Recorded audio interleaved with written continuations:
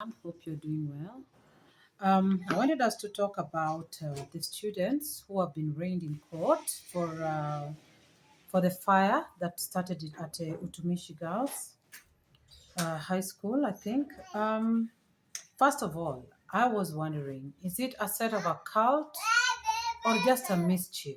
You know, some students wanted to be mischievous because we don't know how this happened or why, because nobody has spoken to these children apart from the ones who have been representing them in court. CCTV shows us a pack of 5 girls, though in court we are having 9 girls and they're saying they have more to be reigned. So perhaps maybe the more is maybe, I'm just thinking, because this is speculation.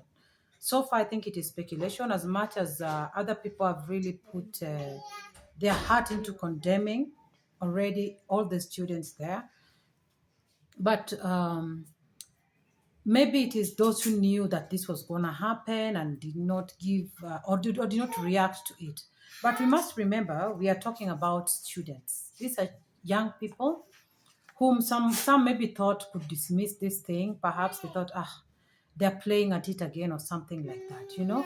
These are not really well matured people. First of all, before we begin, I would love to again give my condolences and my empathy to all those who have been involved directly and indirectly, the school, the family of Adani, the matrons, all of them, the students who perished through the fire. My heart is with you. The parents, the families, my heart is really with you. Because I'm also a parent and I feel it. I cannot feel how you're feeling right now, but I've also had a fire taken my house, and I was so blessed that none of my children perished in it, but I lost everything. And it's better you lose everything and keep the life. And for those who are not able to keep the life of the loved ones, I will leave you with Psalms 34:18, that God says will comfort you and is near to those whom their hearts have been crushed. And indeed, your spirit is crushed at this moment, and only God is the one who can give you that comfort that you need. And even for those whom their students are in a hospital, are recuperating, and even the ones whom your children are in the cells, I also pray for you, and I still want God to comfort you through this time, because everybody needs a comfort. Even those students that are in there, they also do need a comfort. For whatever reason, I may not know really what all of them did or how they contributed towards this, but those who are truly not involved in it, I pray that God acquits them out of that so that they can have a life also. And the other ones, that the Lord may open for them the wisdom that they may need to navigate the rest of their lives, because they are still living and they need to find how to live their lives. So now, when we go back to this case of these students, I saw a pack of 5 students when I was looking at the CCTV that actually people are still debating on. Some people believe that it could have been tampered with, but I'm not going to get into the debate because I am not what we call what I IT smart. I'm not there, and maybe I could not even tell if there was anything irregular with it or something like that. But my question was this a cult, or was this just a pack of students being mischievous for whatever reason? Because I was going through this. When the fire started, I had also gone to bury a daughter of my brother, a very young girl. And it's very hard when you bury young people, and that's why my heart really goes to all the parents and even the adults that lost their life, even the mother that lost her life. My heart goes to the family also. And I could not really sit and understand what is going on. And again, this is a news that is very hard to watch. It is very hard to watch it. It is painful to process it, to understand it. And I'm not here to condemn. I am not here to condemn by any means. And I know some people may feel like really are offended with my video because you'd like me to maybe pin a point at someone and say, yes, they need to go to jail, they need to be punished for life, you know. But we have something, if you look at the cases behind, people who have gone to juvenile or people who have, who had the record first of being abusive as children or something like that. And I'm talking about these are hardcore children. And normally they're not given high sentence because they're young. And the court believes they have a chance for changing their lives, you know? And it seems quite unfair when others have lost their lives that they may get that chance. But that is what life is all about. That is what life is all about. It's about giving chances, as painful and as hard as it might come. So my question was, could this be a cult? Is it some sort of a cult?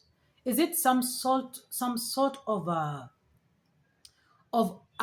broken child who has recruited other children to do this thing behind? You know, because I was trying to see what they were doing on a CCTV, but I could see some light, something being lit and thrown down. So I am believing when they're throwing this fire down, it is going under a bed. And you know, we have mattresses, and we know the way mattresses lit up very fast, you know. Uh, it is hard. It is really hard to talk about these kind of things. So my first question was, is it a cult? Because it is not normal. It is not normal for someone to light fire and throw it under another person, being student, being an adult. There must be something wrong with the mind.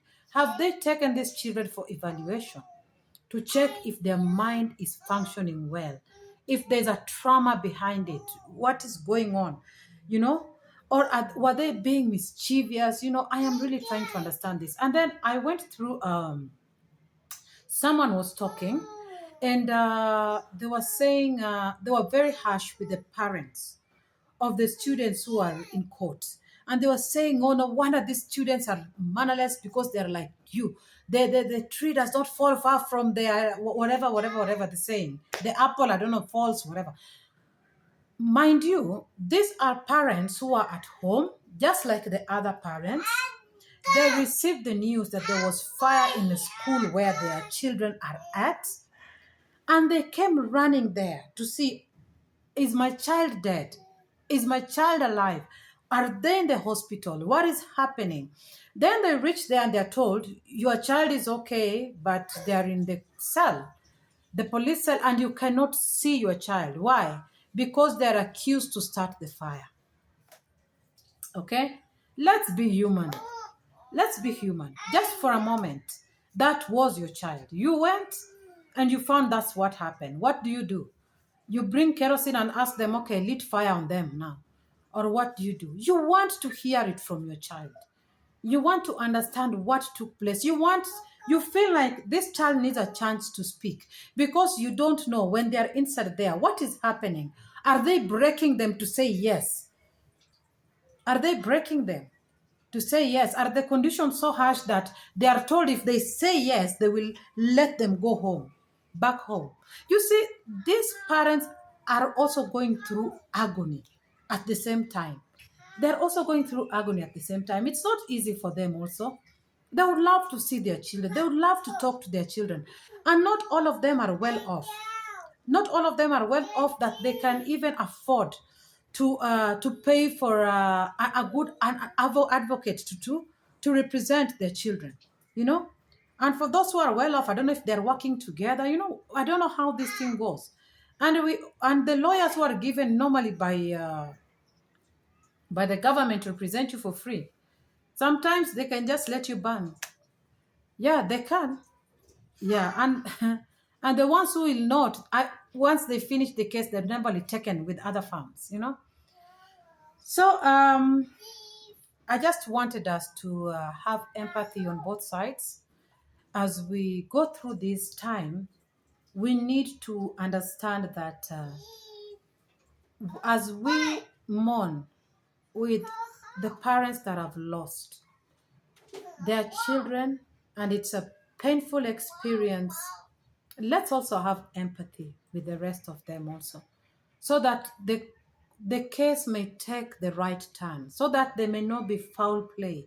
Because imagine if someone's daughter did not participate, but because of the pressure, they are handed this child, this innocent child has been handed some years and all the torment, and has lost, everything that she had planned, just because there was unnecessary pressure towards it. And by saying unnecessary pressure, I do not mean that what happened is not a big thing. It is crucial because people have lost their lives. Okay, but when someone goes down who did not participate in that way, because someone pinpointed them for whatever the reason, because CCTV shows 5 girls. Why do we have 9 girls in court? And why are they still going to bring some more insight? You understand? So what I'm trying to say is, let this procedure takes its place correctly. That the judiciary system may actually do their work, and for those who are innocent to get out of that, and for those who actually participated, we want to understand why. Because this is something we want to stop in our nation. Kenya has been going through fire in schools that have been consuming children. This is not the first one. And for me, at this point, I believe what is important is now we find what really is the problem and how can we stop this from taking place again. Remember, the school had no water. They had no fire extinguishers. The fire extinguishers had nothing in them. Yeah, they were overpopulated. There's a young girl who's called Joy who was trying to narrate how the condition was and why these other girls were really burnt inside their cube. Okay? So for me, as much as we want to blame someone, we want people to go down with this, and it is okay. We need accountability by all means. But another thing that we need is for this not to happen again. Let not the 16 lives that we lost go for nothing. Let it at least be something that stop other lives again from going. If there's something that can come out of this, let it not happen again. Let us have firefighters that can really make a difference in our country. Again, I keep on saying, we have youth that can do this work. In the countries like UK, USA, Canada, name them, firefighter is a very big what to say career, just like police, and they save lives, and people go to school to just be that. And I pray we could reach where we could have that. We could have, because everybody seems to be, again, as I keep on saying, everybody seems to be doing this border business. And I believe some of them can be firefighters. So I don't know, but I think from all this, if we could get some solution to this, it would really be a forward way, as opposed to just having being bitter and wanting to blame people and wanting to see people, go down. And but if we could get a way to stop this going forward, or a way that we could find even functioning departments that can how do you call it, when you be like talking to the children, like psychologists or something like that, just to help the children. Because I remember when my son was in a secondary school, he was supposed to go through that, and he told me there's nothing. And even the lady who was supposed to be taking charge of that was not friendly. So we need people who really understand how psychology works and how to bring the students to give their grievances or the challenges they're going through. And some of the challenges are not even from the school, they may be coming from home. maybe they're being abused from home, or something is happening. So we need such departments to really be given an upper hand in schools, and for the government to take place, like to really finance that in schools also, and to make sure boarding schools do not lack water, and they do not lack training for first aid. All schools, in fact, not just boarding schools, first aids and things like that. Yeah.